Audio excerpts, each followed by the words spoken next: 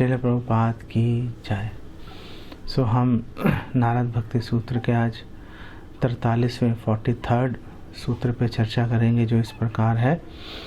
दुह संगम सर्वथा एव त्याज्य, कि जो बैड एसोसिएशन है, असत संग है, उसको किसी भी प्रकार से उसको वो त्याज्य है, उसको त्याग देना चाहिए। और डिस्कशन से पहले मंगलाचरण करते हैं। आजानुलंबित बुझौ कनकावधातो संकीर्तनय कपितरौ कमलायताक्षो विश्वम्भरो द्विजवरो युग धर्म पालो वंदे जगत प्रिय करो करुणावतारो।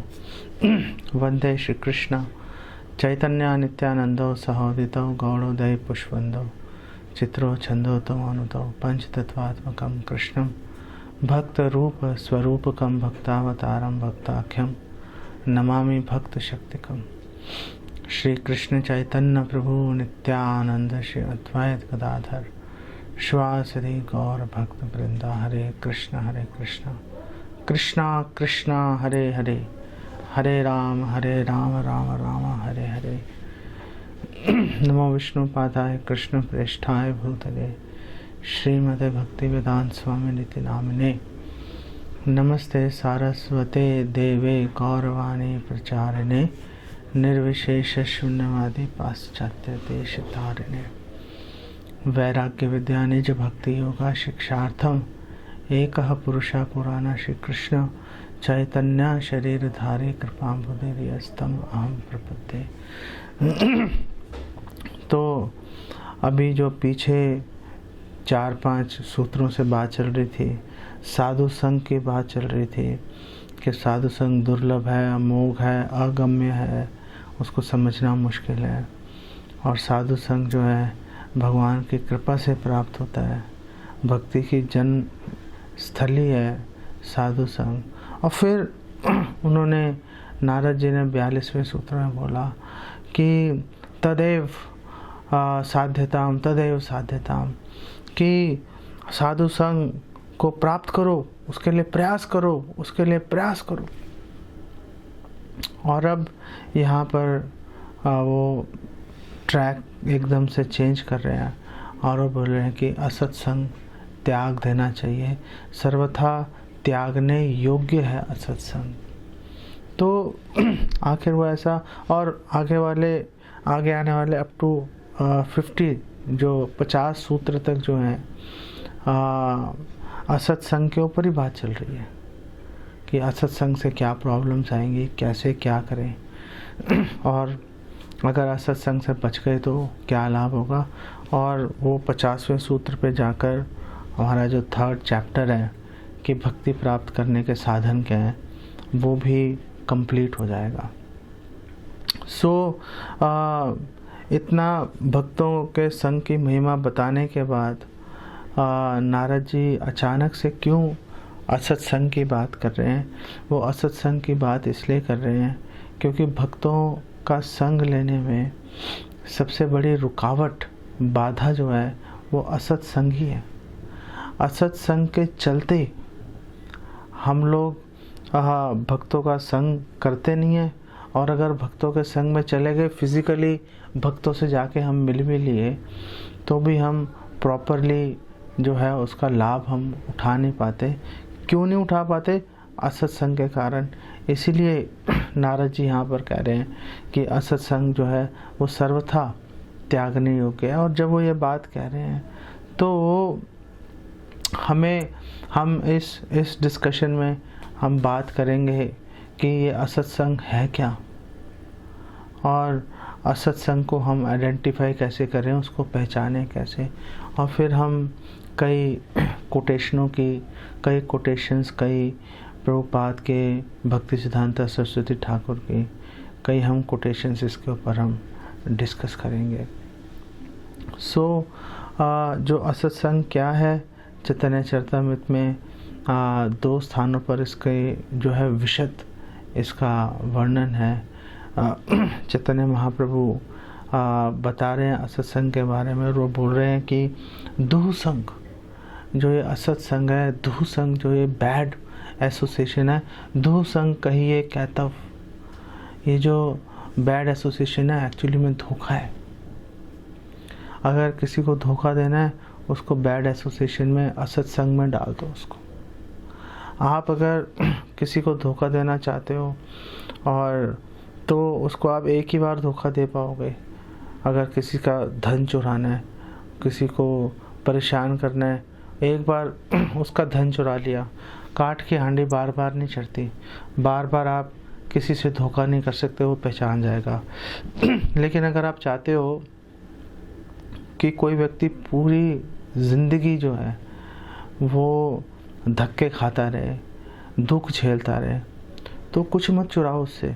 उसको बैड एसोसिएशन में, असत संग के अंदर उसको डाल दो। आपने उसको असत संग में डाल दिया, बस आपका काम ख़त्म हो गया। अब वो व्यक्ति जो है वो अब लगातार पूरा जीवन उस असत संग का दुख जो है झेलता रहेगा, उसको छोड़ेगा भी नहीं और उससे प्रभावित होकर उल्टे सीधे काम करना शुरू कर देगा। तो चैतन्य चरितामृत में लिखा है कि दुसंग कहिए कहतव, कि वो धोखा है बेसिकली। और जो ये धोखा दे रहा है, वो जो दूसरे को ये धोखा दे रहा है, वो खुद भी वो धोखा खा रहा है। और वो बोल रहे हैं कि कहिए कहतव आत्मवंचना, कि वो दूसरे को तो धोखा दे रहा है, खुद भी धोखा खा रहा है। वो जो व्यक्ति जिसके मन में दूसरे को चोट पहुंचाने की भावना होगी, वो निश्चित रूप से खुद भी कभी सुख से नहीं रह सकता। जैसे हम देखते हैं कि जो लोग मांसाहारी हैं, जो मांस खा रहे हैं, वो जीवन में कभी सुख का अनुभव नहीं कर पाते। हमेशा उनके जीवन में एक भय की भावना उनके जीवन में हमेशा बनी रहती है। हमेशा डरते रहेंगे और हमेशा तनाव ग्रसित रहेंगे वो। ये ऐसा क्यों है? ये मांसाहार करने का प्रभाव है, उसका फल है। आपने दूसरे को तकलीफ़ में डाला, अब आप भी उस तकलीफ़ को सहोगे। तो कई लोग यूट्यूब पे, फेसबुक पे लोग वीडियोस डालते हैं कि वो एक हिरन फंस गया और एक हाथी फंस गया, तो जाकर कुछ लोग जाएंगे और उसको आज़ाद कर देंगे। तो सब लोग बड़ी तारीफ़ करते हैं, वो कितना दयालु है, कितना बहादुर है। वेल, उसकी दयालुता हम तब मानेंगे जब ये उससे पूछेंगे क्या आप मांसाहारी हो कि नहीं हो। एक आपने खरगोश को या बतख के बच्चे को या हिरन को आपने कैद से आज़ाद करवा दिया और लगातार आप सुबह शाम मांस खा रहे हो, तो वो किस तरह की दया है? वो तो बेसिकली ये है कि आप अपने सामने उसको मार नहीं सकते, आप में वो ताकत नहीं है उसको मारने की। वो किसी और ने पकड़ के मार दिया और उसने आपको एक बढ़िया से पैकेज में डाल के दे दिया, वो आप राज़ी खुशी घर में ले आओगे, उसको यूज़ कर लोगे। ये जो है ये दया नहीं है। ये दया के मायने जो हैं उसके मायने बिल्कुल बहुत ही ब्रॉड पर्सपेक्टिव में बिल्कुल अलग तरह से बात चलती है। सो जो दूसरे को धोखा दे रहा है वो खुद भी धोखा खाएगा। दुसंग कहिए कहतव आत्मवंचना, दूसरे को धोखा दिया और खुद भी धोखा खा लिया। कृष्ण कृष्ण भक्ति विनो अन्य कामना, और उसका लक्षण क्या होता है कि वो ना तो कृष्ण को भजेगा, ना कृष्ण भक्ति करेगा, मतलब सेवा करेगा, और वो केवल और केवल इन दो वस्तुओं के अतिरिक्त भगवान कृष्ण उनको प्राप्त करने की इच्छा नहीं करेगा, ना उनकी सेवा करने की इच्छा करेगा। तो इसका मतलब है जो कृष्ण को प्राप्त करना चाहते हैं और जो उनकी सेवा नहीं करना चाहते, वो भी आत्मवंचना कर रहे हैं।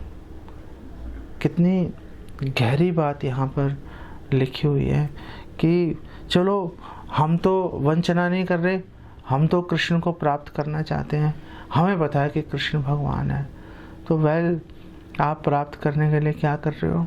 आप कृष्ण को संतुष्ट करने के लिए क्या कर रहे हो? हम तो कुछ नहीं कर रहे हैं। हम तो, क्योंकि जो कृष्ण है वो अल्टीमेटली ब्रह्म ज्योति है, तो हम बस उसमें समा जाएंगे, बात खत्म हो गई हमारे लिए। तो ये जो भावना है, जो मोक्ष की भावना है, सायुज्य मुक्ति ब्रह्म ज्योति में जो समाने की भावना है, वो श्रील प्रभुपाद बोल रहे हैं कि ये माया का आखिरी जाल होता है। जब कोई व्यक्ति सभी प्रकार के भौतिक प्रलोभनों से मुक्त हो जाता है, तो माया अपना आखिरी जाल फेंकती है, द लास्ट स्नेयर ऑफ माया, और वो ये फेंक कर उसको ब्रह्म ज्योति में लीन होने के लिए उसको प्रेरणा देती है, और उसमें फंस के रह जाता है वो। तो जो व्यक्ति कृष्ण को नहीं चाहता, बिल्कुल आउटराइटली बात खत्म हो गई। और जो कृष्ण को चाहता है लेकिन कृष्ण भक्ति मतलब कृष्ण की सेवा नहीं करना चाहता, वो उसके अतिरिक्त उनके मन में और कोई कामना है, तो वो बेसिकली दुह संग है, वो खराब संग है, बैड एसोसिएशन है। ये जो बैड एसोसिएशन है सारे दुखों का कारण है। कल इसके ऊपर और विस्तार से चर्चा करेंगे हम। चैतन्य महाप्रभु से पूछा कि एक वैष्णव का क्या आचरण होना चाहिए, तो चैतन्य महाप्रभु ने बोला था, असत्संग त्याग ही वैष्णव आचार। असत्संग छोड़ दो। जो असत्संग छोड़ देगा वही वैष्णव का आचार है। तो फिर असत्संग क्या है? तो चैतन्य महाप्रभु ने कहा, स्त्री संगी एक साधु कृष्ण अभक्त आर, कि जो स्त्रियों का संग कर रहा है वही बात, अन्य कामना जो स्त्रियों का संग कर रहा है और जो कृष्ण की भक्ति नहीं कर रहा, ये दो जो हैं ये असत्संग के अंदर इनकी गिनती आती है। इन दोनों को छोड़ना ही हमारे लिए, हर भक्त के लिए हितकारी है।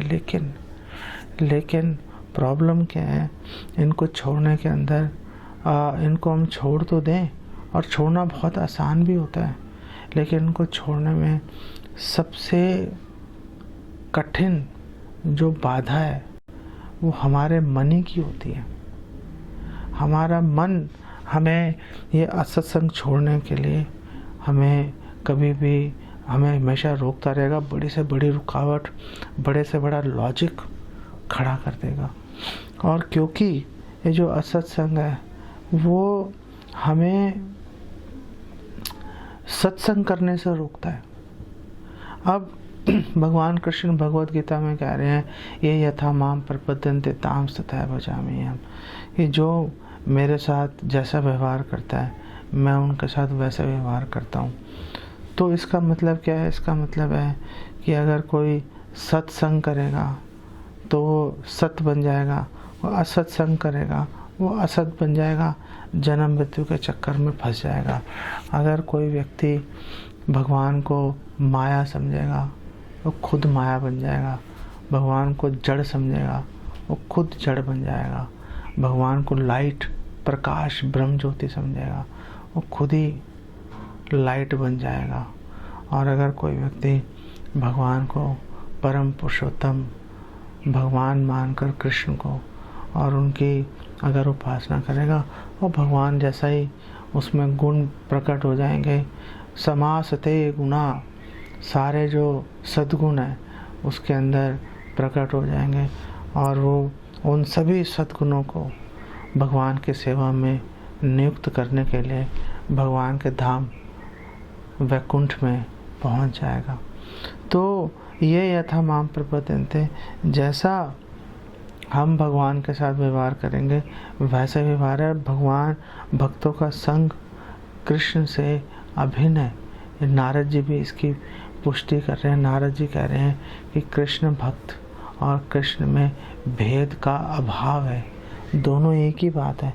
और हमने बात भी की थी कि किस किस दृष्टिकोण से दोनों एक ही समान है, दोनों के विचार एक हैं, दोनों ही कृष्ण और कृष्ण भक्त जो हैं दोनों ही कर्म बंधन में नहीं बनते। और कृष्ण भक्त और कृष्ण भगवान कृष्ण की जो कृपा है, दया है, वो दोनों एक जैसी चलती है। कृष्ण भी जीवों पर दया करना चाहते हैं, और जो कृष्ण भक्त हैं, वैष्णव है, वो भी जीवों पर दया करना चाहते हैं। तो ऐसे व्यक्ति जो कृष्ण से अभिन्न है, हम उनसे कैसा व्यवहार कर रहे हैं, ये बहुत महत्वपूर्ण है। सत्संग छोड़ने का सबसे बड़ा कारण जो है, जो दोषी जिसे आप कह सकते हो, वो कोई और भारी व्यक्ति नहीं है, कोई भारी व्यक्ति नहीं है। सत्संग छोड़ने का सबसे बड़ा कारण हमारा मन ही है। हमारा मन, अब भगवान कृष्ण भगवत गीता में कह रहे हैं कि देखो, मन ही आपका सबसे बड़ा दोस्त है और मन ही आपका सबसे बड़ा दुश्मन है। अगर मन आपके वश में है तो दोस्त है, अगर आप मन के वश में हो तो मन से बड़ा दुश्मन कोई नहीं है। जैसे बोला जाता है कि fire is a good servant bad master. अगर जो अग्नि है आपके चूल्हे में जल रही है और कंट्रोल्ड एनवायरनमेंट में है, तो उससे बढ़िया और क्या चीज़ है। वो आपको हमेशा फ़ायदा देगी। आप उस पर रोटी बना सकते हो, उससे तपिश ले सकते हो, सर्दियों में अपनी ठंड से रक्षा कर सकते हो। लेकिन अगर वही अग्नि अगर बेकाबू हो गई तो पूरा घर जला के राख कर देगी, जान के लाले पड़ जाएंगे।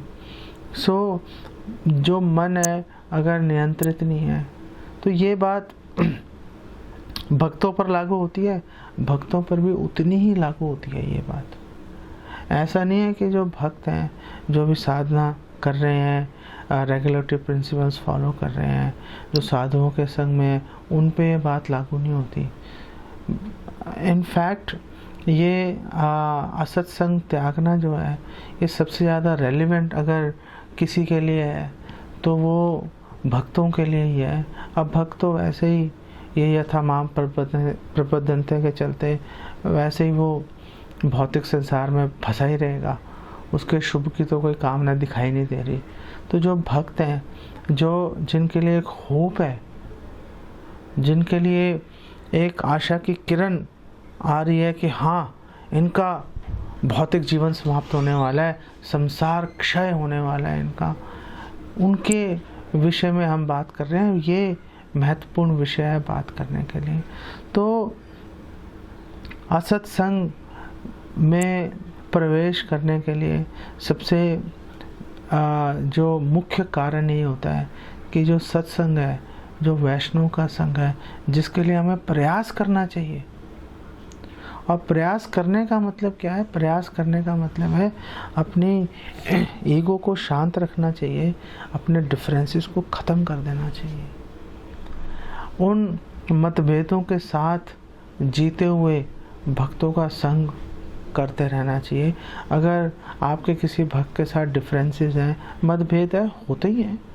हर व्यक्ति का अपना अलग सोचने का तरीका होता है, अलग परिवेश होता है, अलग प्रायोरिटीज़ होती हैं, प्राथमिकताएं अलग होती हैं।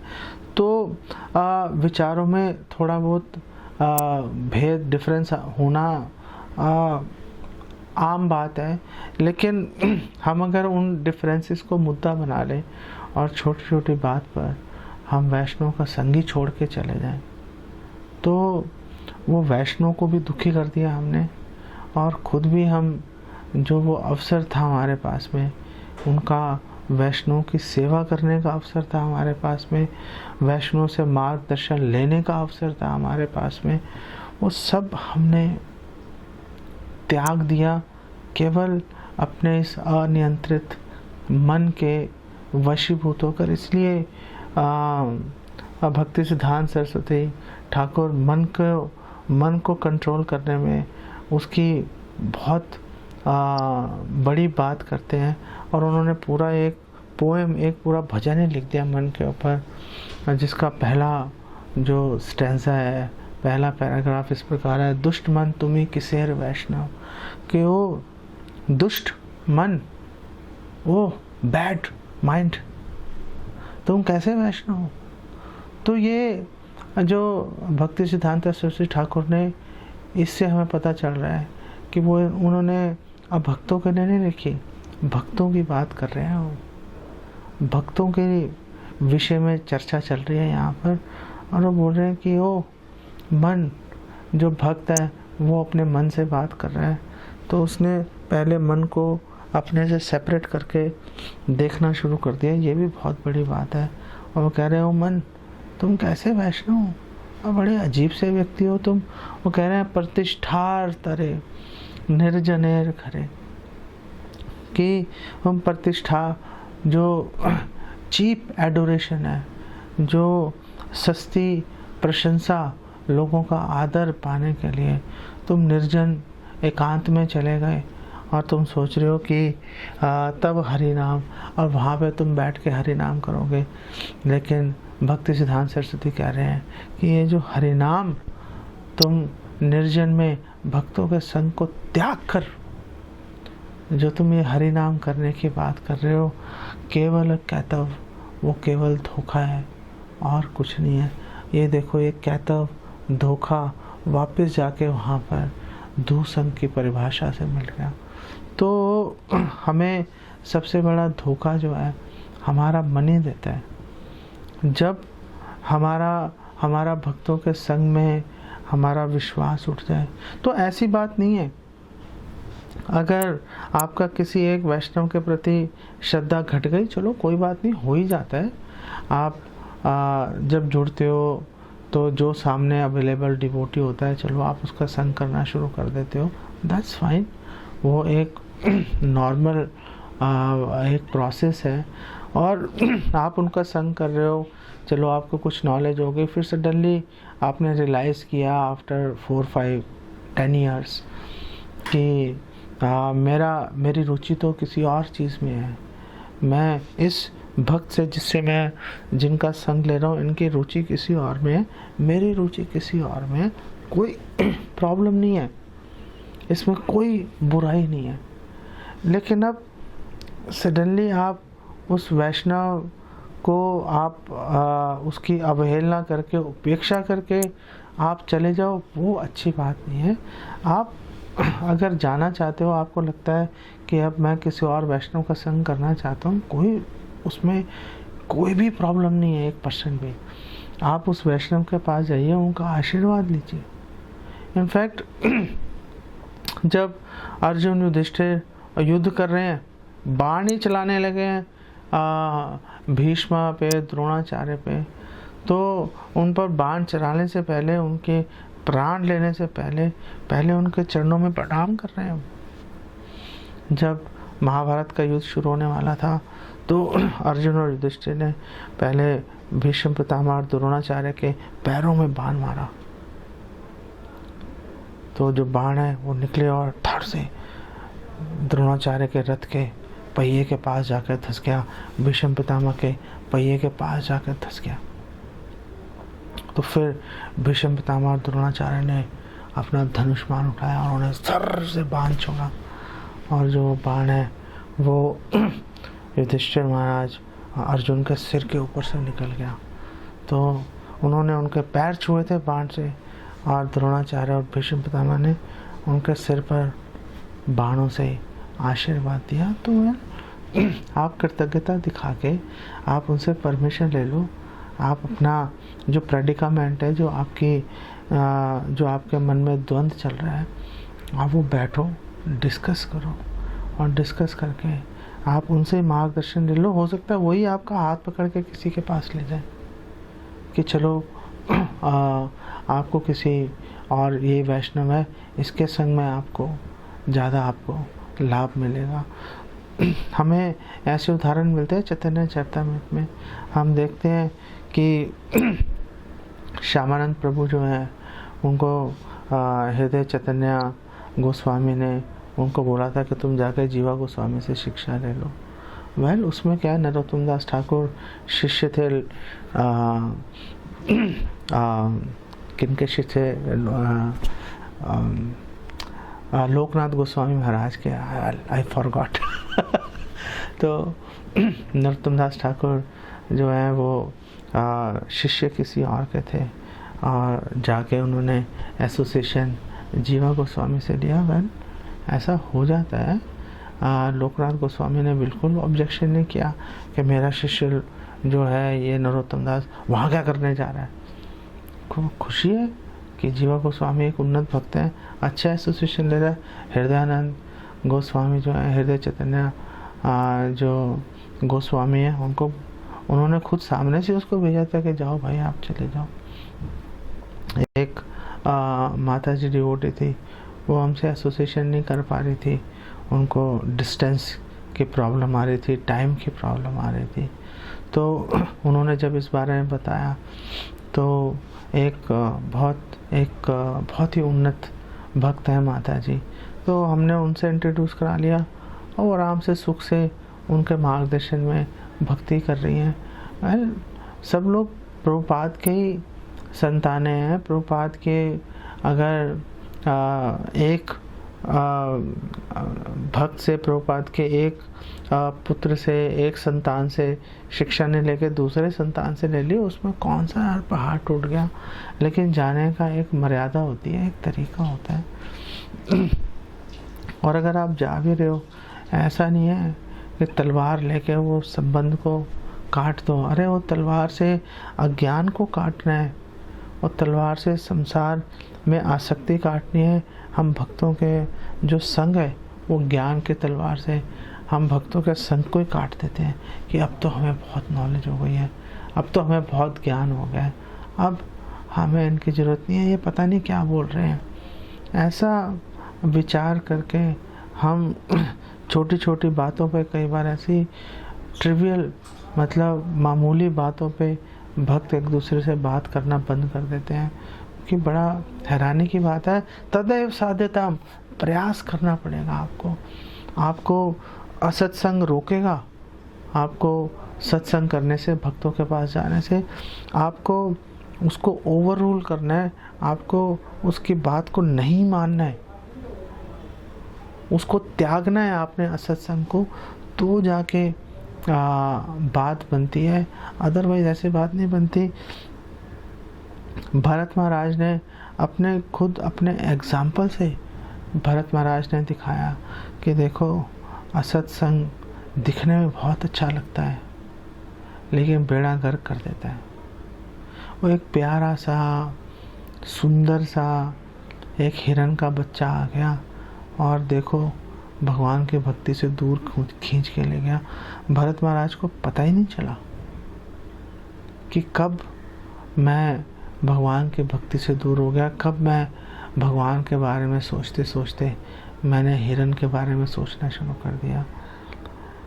अजामिल वो उसको समझ ही नहीं आई, एक दृश्य देख लिया उसने, एक शूद्र स्त्री और पुरुष को बहुत ही लज्जाहीन तरीके से सार्वजनिक रूप से आलिंगन करते हुए नशे में धुत, बस उसी को देख के दिमाग खराब हो गया। सोबारी मुनि तो पानी के अंदर मछलियों को मैथुन करते देखे, वहाँ पे उनका माइंड आउट हो गया। तो प्रॉब्लम सारी माइंड के साथ चल रही है। और असत्संग में सबसे बड़ा योगदान अगर मन का है तो उसके साथ हमें ये मोबाइल फ़ोन को भी जोड़ना पड़ेगा। ये जो टेक्नोलॉजी तकनीकी जो विकास हो गया, हर घर में इंटरनेट ऑलमोस्ट फ्री के भाव बिक रहा है। तो मैंने एक कार्टून, एक पिक्चर थी वो देख रहा था मैं, उसमें इंटरनेट खड़ा हुआ है, पर्सोनिफाइड इंटरनेट एक व्यक्ति था, यहाँ पे लिखा हुआ है इंटरनेट, तो वो इंटरनेट है और एक व्यक्ति है एकदम यंग 20-22 साल का, एकदम नौजवान। और वो जो नौजवान है वो उस मूर्तिमान इंटरनेट को बोलता है, वेल तुम फ्री थे, मैंने तुम्हारा यूज़ कर लिया। तो इंटरनेट ने उसको जवाब दिया, वेल तुम फ्री थे, मैंने तुम्हारा इस्तेमाल कर लिया। तो इंटरनेट फ्री है, सस्ता है, मतलब नहीं है कि आप उसको यूज़ करो। अरे टाइम तो आपका है भाई, आपके टाइम ख़त्म हो जाएगा। आप वो फेसबुक पेज पे मोबाइल पे लेकर उसको ऐसे आगे बढ़ाते रहोगे, आपकी ज़िंदगी के पन्ने यूँ आगे बढ़ जाएंगे, पता चलेगा यूँ आगे बढ़ाते बढ़ाते बुढ़े हो गए, टाइम ख़त्म हो गया सारा का सारा। सो ये जो, और ये एक कंपल्सिव डिसऑर्डर होता है।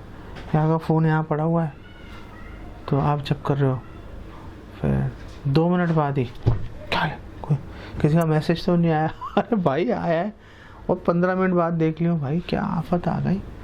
अगर किसी को इमरजेंसी होती, भाई तेरे को 20 फ़ोन खड़का देता हूँ। क्या हो गया, अगर किसी ने एक व्हाट्सएप मैसेज भेज दिया, उसको तुरंत उसका जवाब देना कोई इतनी बड़ी बात नहीं है यार। ऐसी कौन सी आफत आ गई, आराम से देख लेंगे यार। आप आधे घंटे बाद देख के उसको रिस्पॉन्ड कर देना। पहले नहीं थी ये सुविधाएं, तब भी सारे सुख से जिए जा रहे थे। इनफैक्ट मुझे तो लगता है कि तब पहले ज़्यादा सुखी थे लोग। ये जो इतनी सारी इन्फॉर्मेशन प्रोसेस करने को मिल रही है हमारे माइंड को, और ये जो डिवोटीज़ हैं, चलो कोरोना वायरस आ गया, लॉकडाउन हो गया, लॉकडाउन के अंदर भी मैं डिवोटीज़ को देखता हूँ, मैसेज ही आ जाते हैं, वो फ़ोटो खींच के भेजेंगे कि वो देखो ये पीछे कोई बारिश हुई थी तो रेनबो बन गया था, इंद्रधनुष बन गया था, तो फ़ोटो खींच के डाल रहे हैं, देखो इंद्रधनुष। अरे भाई क्यों देखें इंद्रधनुष, अब क्या ज़रूरत है इंद्रधनुष देखने की। अगर इस संसार में पॉल्यूशन है, अगर दिल्ली में पॉल्यूशन है बहुत सारा, तो वेल क्या करें, भागो यार यहाँ से, बाहर निकलो। अब आपको इंद्रधनुष दिख गया, नदियाँ साफ़ हो गई, तो अब क्या करें, यहीं पड़े रहें क्या अब कि साफ़ हो गई, चलो भोग करते हैं यहाँ पे बैठ के। अरे छोड़ो यार, आपको उदासीनता का भाव मन में लेके आना चाहिए। ये सोचना चाहिए कि यार ये उतार चढ़ाव चलते रहेंगे, ऐसी कोई आफत नहीं आ रही कि मतलब हम इसी के अंदर बेसिकली जाकर घुस जाएं, इसी के बारे में 24 घंटे सोचते रहें कि आज पोल्यूशन बढ़ गया, आज घट गया। अरे छोड़ो यार, वो इम्पोर्टेंट नहीं है। भारत आज़ाद है नहीं है वो इम्पोर्टेंट नहीं है। हिंदू मुसलमानों में तनाव बढ़ रहा है या नहीं बढ़ रहा वो इम्पोर्टेंट नहीं है। इम्पोर्टेंट ये है कि क्या आप कृष्ण के चरणों में, क्या आपका मन लग रहा है कि नहीं लग रहा। अगर कृष्ण के चरणों में मन नहीं लगा, ये पूरी दुनिया की इन्फॉर्मेशन खंगाल के एक दूसरे को भेज के उसका क्या पॉइंट है। कैतव, आपने आत्मवंचना, आपने ये उल्टी सीधी इन्फॉर्मेशन लेके आत्मवंचना तो कर ही रहे हो और दूसरे को भी भेज रहे हो, कर ले तू भी देख क्या हो रहा है, कितना मज़ा आ रहा है यहाँ पर। अरे छोड़ो, ये चीज़ें बिल्कुल भी महत्वपूर्ण नहीं है। जो मन है, ये टेक्नोलॉजिकल एडवांसमेंट्स के चलते ये सुविधा प्राप्त हो गई है। आप घर बैठे बैठे पूरी दुनिया में क्या हो रहा है आप बड़ी आसानी से पता लगा सकते हो। ये जो एडवांसमेंट है, क्योंकि हम इसका मिसयूज़ कर रहे हैं, जैसे हमने अपनी माइन्यूट वो क्षुद्र स्वतंत्रता का हम मिसयूज़ कर रहे हैं, ऐसे हम इन सुविधाओं का मिसयूज़ कर रहे हैं। बजाय हम भगवान का मैसेज प्रोपोगेट करने के, स्प्रेड करने के, उनका मैसेज दुनिया को बताने के, हम इन्फॉर्मेशन इकट्ठी करके हम संग लिए जा रहे हैं भौतिक जगत का। हम सत्संग देने की हम कोशिश नहीं कर रहे। हम सत्संग क्योंकि हम दे नहीं पा रहे, हमारी कोई रुचि नहीं आ रही। और डिवोटीज़ का काम है एटलीस्ट, भैया आप प्रभुपाद के ग्रंथ पढ़ो। और आप चलो, आप लेक्चर नहीं दे सकते, मान लेता हूँ एक बारी कि आप लेक्चर नहीं दे सकते, चलो प्रभुपाद के ग्रंथ पढ़ रहे हो, जो बात आपको उसमें अच्छी लगी है, एक आधा पैराग्राफ उठा के वो भेज दो भाई, फ़ोटो खींच के या टाइप करके। उसमें कौन सी आफत है, वो नहीं करेंगे। और दुनिया भर के जो है फ़ोटोज़ और न्यूज़ एक दूसरे के साथ शेयर करते रहते हैं। तो भक्ति सिद्धांत सरस्वती कह रहे हैं कि ये जो है कोई अच्छी बात नहीं है। हमें इससे बचना चाहिए। चैतन्य चरितमृत मध्य लीला 22-92 में बोल रहे हैं, माँ द्राक्षी क्षीण पुण्याम क्वचिद अपि भगवत भक्ति हीनाम मनुष्यान, कि जो लोग कृष्ण भक्ति से विहीन है और पुण्यवान नहीं है, पुण्यहीन है, जो पुण्यहीन का मतलब कृष्ण भक्ति से हीन है, उन लोगों का मुख नहीं देखना चाहिए। बेसिकली ये उनका जो मेन पॉइंट है। तो श्रील प्रभुपाद इस बारे में बात कर रहे हैं कि लोग असत्संग आखिर क्यों करते हैं। तो श्रील प्रभुपाद के कोटेशन है, श्रील प्रभुपाद बोल रहे हैं कि जो भगवान और उनके भक्तों से ईर्ष्या करता है वो असत्संग से आकर्षित हो जाता है और धीरे धीरे वो अपनी इंद्रियों पे उसका वश खत्म हो जाता है और वो पापपूर्ण जीवन में लिप्त हो जाता है, उसमें गिर जाता है। तो ये जो अभक्तों की जो असंख्य वैरायटीज़ हैं, जो विभिन्न विविधताएं हैं, अलग अलग तरह के जो असत्संगी लोग हैं, जो अभक्त हैं, वो एक वृक्ष जो है उसकी टहनियाँ हैं, उसकी शाखाएं हैं, असीमित शाखाएं हैं। तो ये वृक्ष कौन सा है? तो प्रभुपाद बोल रहे हैं ये जो वृक्ष है ये भगवान कृष्ण के प्रति ईर्ष्या रूपी वृक्ष है और इस ईर्ष्या रूपी वृक्ष से ही ये असंख्य जो शाखाएं हैं ये निकल रही हैं। और श्रील प्रभुपाद बोल रहे हैं कि ऐसे लोग जो शाखाएं तो हैं, तो चैतन्य चरितमृत में एक वर्णन आता है कि एक जो तना है वो स्वयं चैतन्य महाप्रभु ही है। तना स्वयं चैतन्य महाप्रभु वो तना है और फिर उनकी शाखाएं उपशाखाएं हैं और पूरा भक्तों का संसार खड़ा हो गया कि ये सारे भक्त हैं, नित्यानंद प्रभु, अद्वैताचार्य, गदाधर पंडित इत्यादि, फिर आगे वक्रेश्वर पंडित, और ये सब हजारों करोड़ों शाखाएं हैं उनकी। तो एक तो वो वृक्ष है जिसका जो तना है वो स्वयं चैतन्य महाप्रभु है और इधर एक वृक्ष ये भी है जो भगवान से ईर्ष्या है। वो जो तना किससे बना है? भगवान से ईर्ष्या का वो तना बना हुआ है।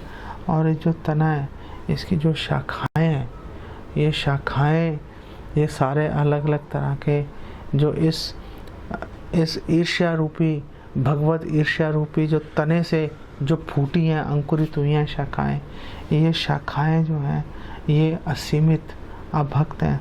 और श्रील प्रभुपाद कह रहे हैं कि हर कीमत पर उनका संग जो है वो हमें छोड़ देना चाहिए, अवॉइड कर देना चाहिए हमें।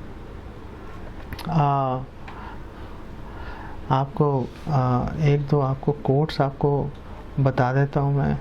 भक्ति सिद्धांता सरस्वती ठाकुर बोल रहे हैं, वो बोल रहे हैं कि अपने आप को अपनी रक्षा करने के लिए हमेशा भक्तों के संग में रहना चाहिए। हम भक्तों के संग, साधु संग के बगैर हम जीवित नहीं रह सकते, हमारी रक्षा नहीं होगी। लेकिन अगर हम अपने मन को सुने और हम भक्तों से दूर चले जाएं, ये भक्तों की बात हो रही है, आप भक्तों की बात नहीं कर रहे भक्ति सिद्धांत सरस्वती ठाकुर। और बोल रहे हैं कि अगर हम मन की सुने और भक्तों से दूर चले जाएं तो फिर हम अपनी ये जो पापी चेतना है, मानसिकता है, फिर हम उस पर वश नहीं, उसको कंट्रोल नहीं कर पाएंगे, हम उसके स्वामी नहीं बन पाएंगे। फिर हम गुरु और वैष्णव के प्रति अपराध करना शुरू कर देंगे और जैसे ही हमने उनका आश्रय छोड़ दिया वैसे ही माया हमें पकड़ लेगी और हमें अपना दास बना लेगी और दास बना के वो हमें खूब घुमाएगी। हमारी जो ट्रैवल करने की जो हमारी इच्छा है उसको पूरी करेगी और पूरे ब्रह्मांड में हमें असंख्य योनियों के अंदर बार बार घुमाएगी। इसीलिए बोलते हैं कि ब्रह्मांड भ्रमित है, जो ब्रह्मांड में 84 लाख योनियों में ऊपर नीचे माया जितनी भी हमारी यात्रा करने की जो टेंडेंसी है, प्रवृत्ति है, उसको पूरा करती रहेगी माया। अगर हमने वैष्णव का संग, अगर हमने असत संग के चलते, अपने मन के दबाव के चलते अगर हमने छोड़ दिया, तो अपने मन की बात मत मानो। मन आपको बोलेगा वैष्णव का संग छोड़ने के लिए, लेकिन प्लीज़ उनकी बात मत मानना। प्लीज़ वैष्णव का संग आप कभी मत छोड़ना। वैष्णव के मार्गदर्शन में रह गई कृष्ण भक्ति संभव है, अन्यथा हमारे कल्याण का और कोई साधन नहीं है। इसको यहीं विराम देते हैं।